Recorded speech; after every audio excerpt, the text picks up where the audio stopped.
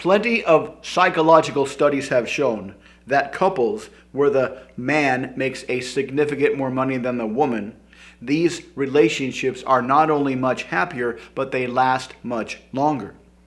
Now, obviously, there's plenty of variables that go into a happy relationship, but this makes intuitive sense, especially when you understand our hunter-gatherer origins, our instincts that evolved under our ancient hunter-gatherer origins, specifically our relationship instincts. So what were relationships like back in the days of hunter-gatherers that make this dynamic seem so intuitively correct? Well, men chased wealth and women followed men. The wealth, of course, was animal meat, animal fat, animal skins, animal teeth, whatever they could use. But they followed the men because it was both instinctively pleasing and they had to, because if they didn't, they would die. And so the dynamic of ancient society was we did things that were instinctively pleasing, but we were also compelled to do those things because of our environment. And so men, the top tier men, chased the wealth. Everybody else followed the top tier men. The top tier men had the strongest frames. Everybody else followed the frame of the top tier men.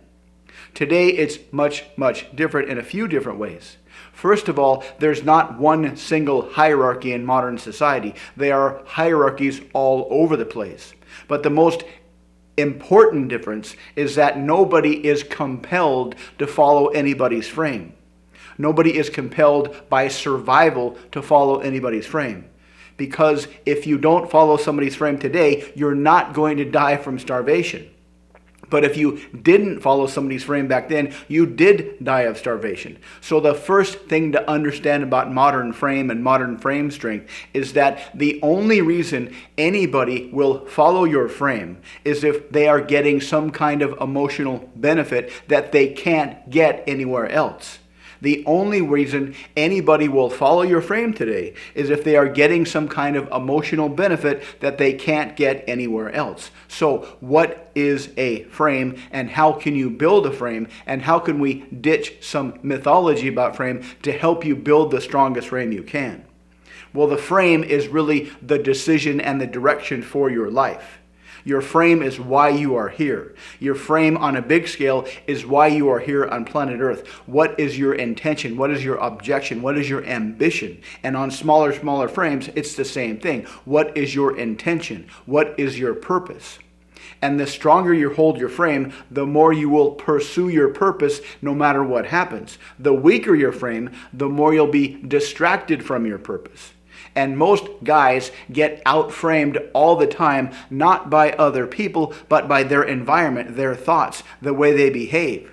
If you see an attractive girl across the room, but you don't approach her, you're being out-framed by your social anxiety. If you know you should do something to get you closer to your purpose, but you don't do it, you're being out-framed by your laziness. If you tend to slip into negative doom loops of negative thinking, you're being out-framed by your negative self-talk. So holding the frame means holding the frame over everything in your life, your own thoughts, your own imaginations, the people you talk to. So given that people don't need to follow your frame, how can you compel people to follow your frame? Because one mythology in the manosphere and red pill YouTube videos is that if you have a strong enough frame, everybody will follow you. This is absolutely not true, because nobody needs to follow you. Think of the most powerfully framed cult leaders, the people that convince people to kill themselves. These people had incredibly strong frames. They were incredibly congruent. But throughout their entire career as a cult leader, they only collected a couple hundred followers. Even the best salespeople with the most incredibly strong frames, they only close about 20% of their clients. This is a top level, 20%. Most are 5% or 10%. So get rid of the idea that people will follow your frame automatically and obediently and in masses. Think instead of terms of having the sorting mindset alongside your frame building mindset. Build a strong frame around your life's ambition and sort through people in the world to find people that are compatible and willing to follow your frame. Another myth about modern frame is that it is set and forget. It is absolutely not. In fact, this is the biggest cause of relationship failure. People start off with a strong frame, they get into a relationship, they lose the frame, and then they think the relationship is on autopilot and they don't have to do any more work. And this is when things fall apart.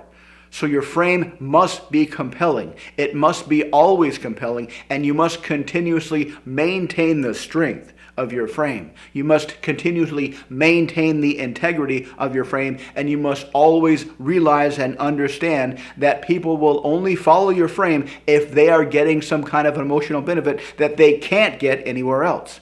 So how do you do this? How do you maintain a strong frame? How do you build a strong frame and convince people subconsciously to follow your frame? Well, the first step, like I said before, is you must have an ambition. You must have this huge ambition in your life that is more important than anything else. You must be not willing to give this up no matter what. And the bigger you build this in your mind, the bigger you build this as you imagine this, the stronger this becomes, the easier it will be to follow this at the expense of everything else. You must always choose your ambition over everything else. And once you have this ambition, this will come across unconsciously in your language. Once you build this ambition, it will naturally come across in your personality, in your character, in your charisma. But how do you convince people to follow you? It's kind of similar to both sales and body language rapport. Think about the idea behind body language rapport. You match body language with somebody, and whenever they move. You match them no matter what happens. And they won't notice this consciously, but they will notice this unconsciously. They will feel a sense of similarity between the two of you. That's why it works, because through body language rapport, you will remind them of them. And everybody loves ourselves. You do the same, or you use the same model, the same strategy when building a strong frame and resonating that with somebody else. First, you have a strong ambition that resonates through your frame, that you don't have to think about it. It'll just come out in your language. But then you ask them about their life ambition, the things that they want, the things that they dream about. And in the back of your mind, you're always looking for similarities between your life's ambition and the things that they want. And these will naturally come up spontaneously. There's no memorized way to do this. There's no set of language patterns that you can copy and paste into your brain, out of your mouth, and into their brain. This is something that will just emerge naturally as an organic outcome from this conversation. So have a massively strong ambition for your life and talk to other people about what they want, and you'll naturally start to find similarities, and more importantly, they will start to naturally also find those similarities, and that's when you will find the people that match with your frame and will be willing to follow you. The more you do this, the stronger your frame becomes. Everybody has an instinct to follow a strong frame, and when you build your ambition, you'll start to trigger this instinct in other people. You'll start to make yourself seem different than everyone else with respect to frame strength, because most people today don't have much of a frame. And whenever we talk about frame strength, we always mean relative frame strength relative to everybody else. Because you have a unique understanding of this, because you have a unique understanding of what it means to have a big ambition, to build a big ambition, you are going to understand this and radiate this and demonstrate this more than most. The more you do this, the easier this becomes. The more you talk about your ambition, the easier it becomes. The more you think about and dream about and plan your ambition, the more naturally it'll come through your conversations.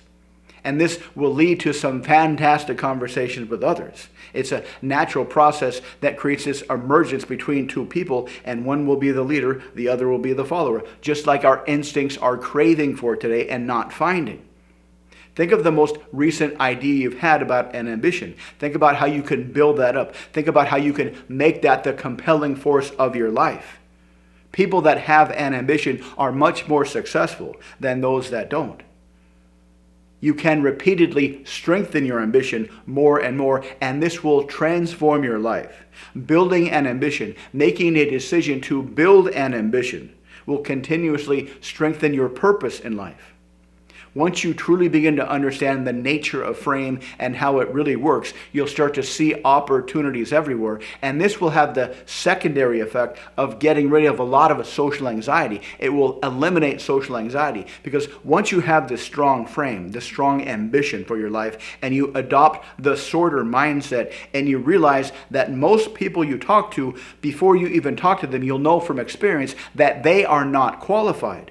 And you'll see most people as being kind of a waste of time. And you'll be like someone looking for gold. Nope, nope, nope. Oh, gold, keep this one. Nope, nope, nope. Oh, gold, keep this one. That's how you'll feel when you talk to people. You'll be able to quickly sort them, quickly qualify them. And that attitude of a qualifier, of a sorter, will make you much more attractive, which will make it even easier to sort people.